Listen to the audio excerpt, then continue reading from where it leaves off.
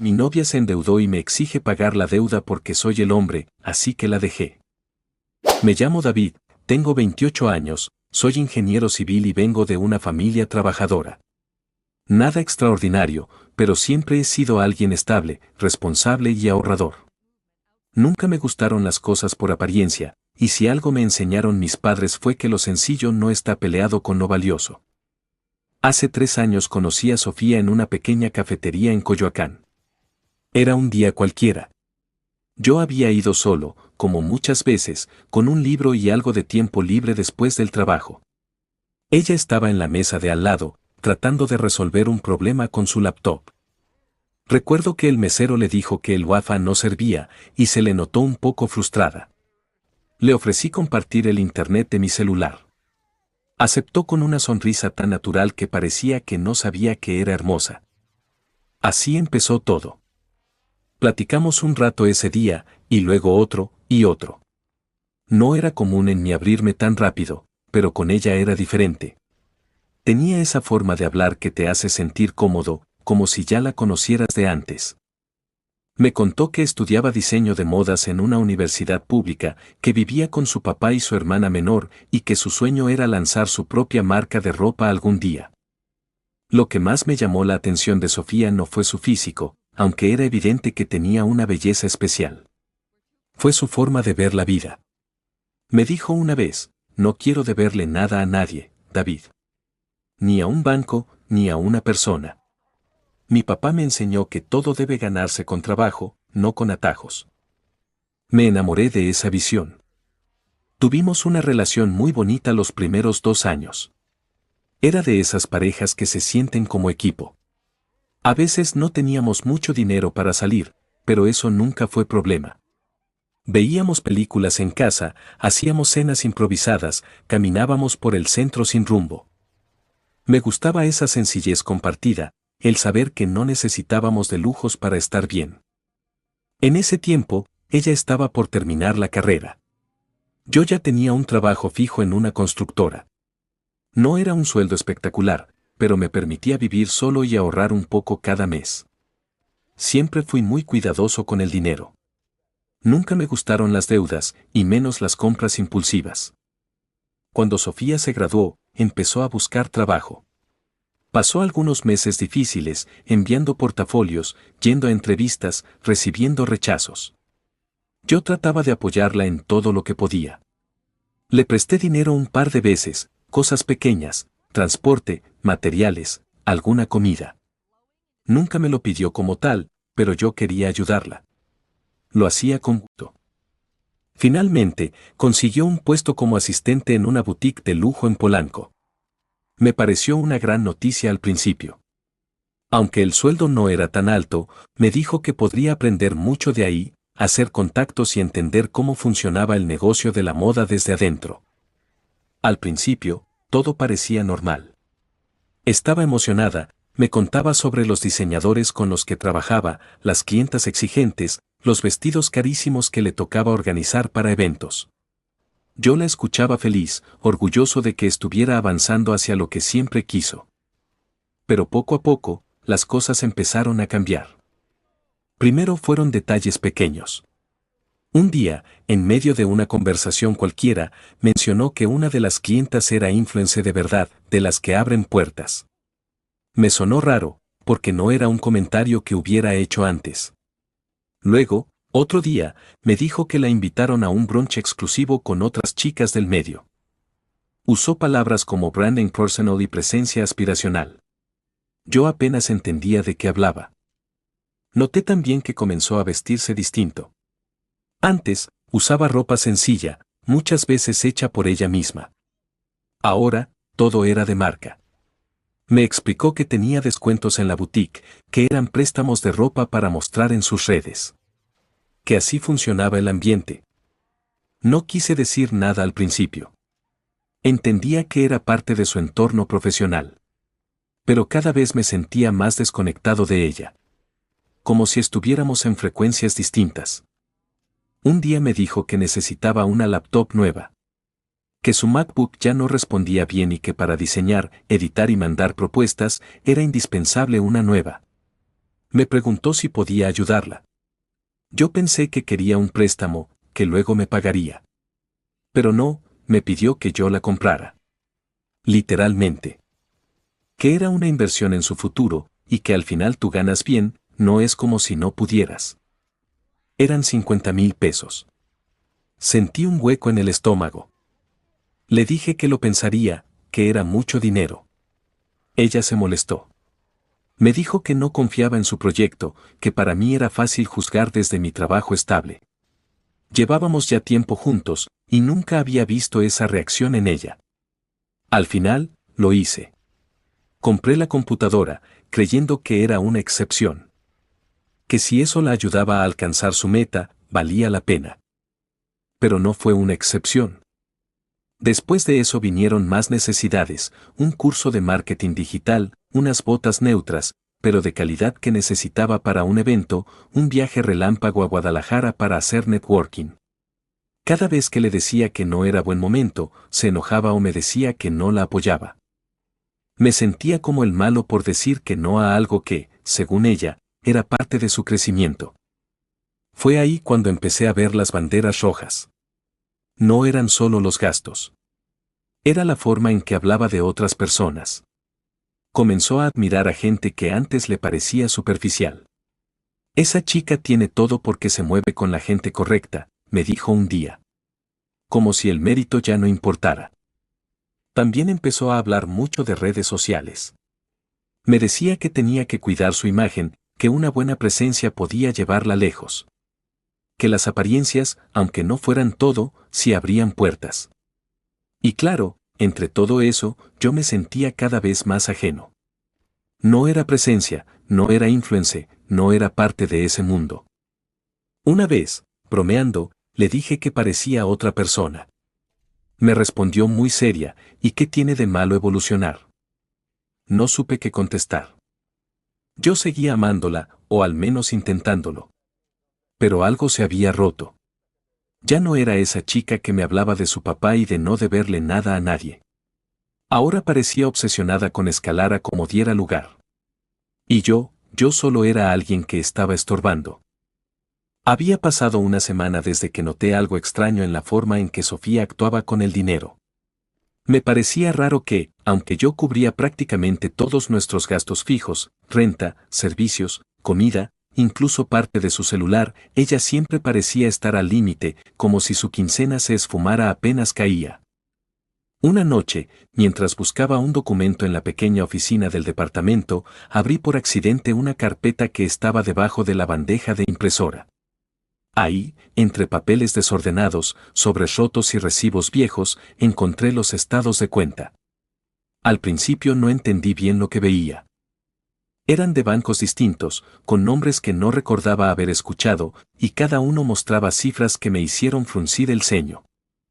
Empecé a contar, uno con un saldo pendiente de 48,000 pesos, otro de 62,000 pesos, uno más de 71,000 pesos. 5 tarjetas en total.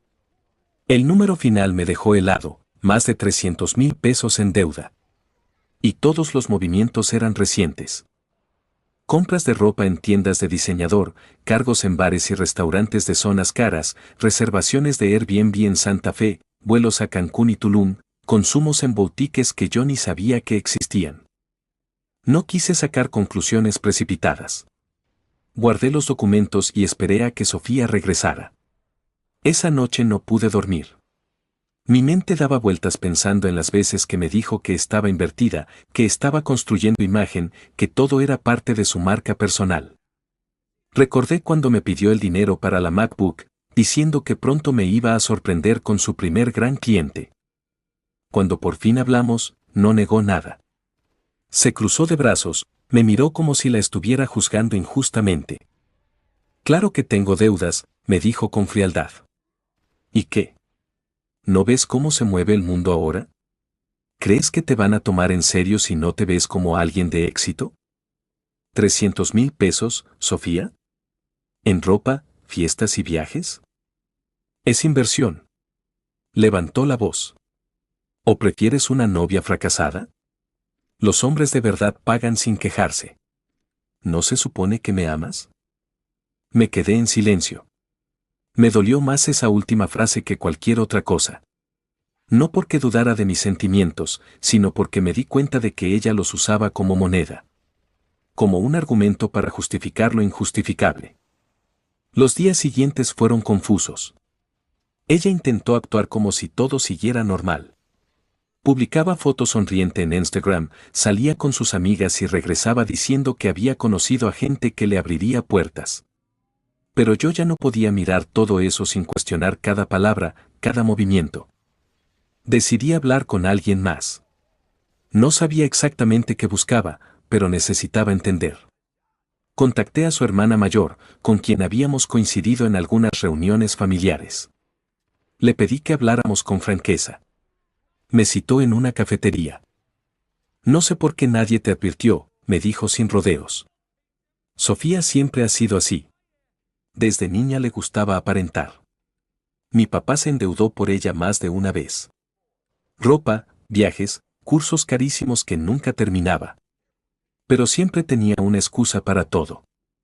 Siempre encontraba a alguien que la rescatara. Le pregunté si sabía que estaba endeudada otra vez. Me dijo que no, pero que no le sorprendía. Me contó que cuando su papá enfermó, Sofía no se acercó ni para preguntar si necesitaban ayuda. Que, al contrario, se fue a Guadalajara a un retiro de manifestación con influencers, según para alinear su energía. Esa noche regresé al departamento con un peso en el pecho. Sabía que no debía, que era una invasión a su privacidad, pero había demasiadas cosas sin respuesta. Cuando Sofía se metió a bañar, tomé su celular. No tenía clave. No porque confiara en mí, sino porque siempre decía que no tenía nada que ocultar. Entré a sus mensajes. En un grupo con sus amigas, vi algo que me revolvió el estómago. David es mi cajero automático, mientras aguante, bien. Ya después veo cómo me salgo de esto. Le siguieron emojis de risa, respuestas tipo aprovéchalo mientras puedas y que no se te acabe el encantó, reina. Eran conversaciones recientes. Más abajo, había un chat con alguien guardado como asesor F. La conversación era tensa. Él le reclamaba pagos atrasados, usaba un tono amenazante, frases como no me hagas ir a buscarte y sabes cómo funciona esto. Ella intentaba calmarlo con mensajes tipo ya casi junto el dinero y David me va a ayudar. Ese asesor financiero no era tal. Era un prestamista informal, probablemente de esos que prestan sin aval pero con intereses imposibles. Gente que no se anda con papeles, sino con amenazas. Me quedé paralizado frente al celular. Por primera vez sentí miedo. No solo por el dinero, sino por el nivel de manipulación.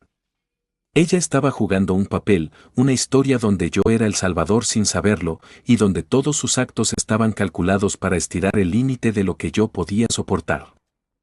Cuando salió del baño, me miró con normalidad. Pero yo ya no era el mismo. Algo en mí se había roto. No dormí esa noche. Solo pensaba, ¿cuándo empezó a verme como una cuenta bancaria? ¿En qué momento dejé de ser su pareja para convertirme en una herramienta más dentro de su estrategia de imagen? Al día siguiente, me fui al trabajo sin decir nada. Pasé todo el día con una sensación de náusea, como si viviera en una película mal escrita. No contesté sus mensajes. No me atreví a verla a los ojos cuando regresé. Ella, por su parte, actuaba como si nada. Me preguntaba si quería pedir algo de cenar, me mostraba zapatos nuevos, hablaba de una colaboración con una influencer que supuestamente le daría visibilidad. Su mundo seguía girando en torno a las apariencias. Yo ya no estaba en él. O tal vez sí, pero solo como soporte financiero. El día que decidí enfrentar a Sofía no fue un arrebato. Fue una acumulación lenta, dolorosa, de semanas enteras sintiéndome como un tonto útil. Había perdido el apetito, el sueño y hasta el respeto por mí mismo. Y lo peor es que aún la quería. Eso era lo más jodido. Tenía las pruebas en mi mochila, los estados de cuenta impresos, capturas de pantalla de los mensajes y hasta una libreta donde apunté cada cargo extraño con fechas, lugares y montos. No iba a dejar espacio para negaciones. Cuando llegué a su departamento, A ese lugar que yo ayudaba a pagar sin saberlo, ella me recibió como si nada. Tenía una copa de vino en la mano y la típica bata de seda que solía usar para relajarse. Yo ya no veía lujo. Veía deudas. Veía teatro. Me senté sin saludarla y le pasé los papeles sin decir una palabra. Ella los tomó como si fueran panfletos de un seguro. Apenas los hojeó. ¿Y esto qué es?, preguntó con una sonrisa cínica. Tus mentiras, Sofía. Tus tarjetas. Tus fiestas. Tus préstamos. Tus inversiones. Ahí su sonrisa tembló. Se sentó frente a mí, cruzó los brazos y adoptó ese tono condescendiente que usaba cuando quería hacerme sentir inferior. David, estás exagerando. Todo eso fue por nosotros. Por nuestra imagen. ¿Por tu crecimiento también? ¿Mi crecimiento? ¿De qué estás hablando? ¿Tú crees que los clientes te tomaban en serio porque eres brillante? Era por la imagen que proyectábamos. ¿O acaso crees que las esposas de tus jefes me invitaban por tu carisma? No, mi amor. Era porque sabíamos aparentar. No soy tu amor, le dije. La voz me tembló, pero no de miedo. De furia contenida. Ella hizo una pausa. Cambió de táctica. Sus ojos se humedecieron al instante. Era impresionante, como si tuviera un interruptor interno. ¿Me vas a dejar como todos? ¿Después de todo lo que hice por ti? ¿Después de todo lo que invertí en esta relación? ¿Después de abrirte mi corazón? Me quedé callado. Lo que más me dolía no era la deuda. Era saber que en todo ese tiempo yo estuve con alguien que usaba el amor como un disfraz. No pagaré un peso más, le dije, con la voz firme. Y no, no soy como todos. Porque todos te dejaron callados. Yo te lo digo en la cara, te perdiste a ti misma, Sofía. No hay nada que rescatar aquí. Su cara cambió de nuevo. Ya no había lágrimas. Solo una mirada dura, vacía. Eres un mediocre, David. Por eso nunca vas a llegar a nada. Un hombre de verdad paga sin llorar. Me levanté. Me temblaban las piernas, pero no por miedo. Era alivio. La jaula se había abierto y yo por fin tenía el valor de salir. No miré atrás cuando cerré la puerta. Los primeros días después de terminar con Sofía fueron raros. Me sentía como si me hubieran arrancado una costra de golpe, una mezcla entre ardor, frescura y una herida abierta. Regresé a vivir solo, a mi departamento modesto, el mismo que ella había despreciado alguna vez por no tener vista panorámica. Y aunque el espacio era más pequeño, sentía que podía respirar. Tuve que reconstruir mis finanzas. Me tomó semanas revisar mi historial bancario, cancelar tarjetas, renegociar un crédito que había sacado por presión de ella. Me metí a cursos de educación financiera en YouTube. Aprendí a decir no. Aprendí a no avergonzarme de ser prudente. Y conocí a Fernanda. Nos presentó un amigo mutuo en una cena informal. Ella era contadora. En nuestra segunda cita, me dijo algo que me marcó. Yo no tengo tarjetas de crédito. Si no me alcanza, no lo compro. Y aunque suene simplón, esa frase me sacudió. Porque me di cuenta de lo distorsionado que estaba mi concepto del amor. Había confundido el glamour con valor. Con Fer, no había cenas en restaurantes caros ni viajes improvisados a Tulum. Pero había paz. Risa honesta. Conversaciones reales. Una tarde de enero, mientras revisaba mi bandeja de mensajes filtrados en Facebook, esos que llegan de personas que no tienes agregadas, vi un nombre que no esperaba volver a ver, Sofía. Su mensaje era corto. Frío. Oye, ¿ese préstamo que me hiciste en 2022? Es que... No terminé de leerlo. No hacía falta. Ya no tenía rabia. Solo una especie de compasión cansada, como cuando ves a alguien repetir el mismo error por enésima vez. La bloqueé. Sin insultos. Sin reclamos. Solo el silencio que merecía. No te engañes. El amor verdadero no necesita préstamos ni máscaras. Si estás con alguien que solo te ama cuando pagas, estás financiando una ilusión. Y créeme, cuando se acabe el crédito, también se acaba el cariño. No esperes a tocar fondo como yo. El amor no debe doler.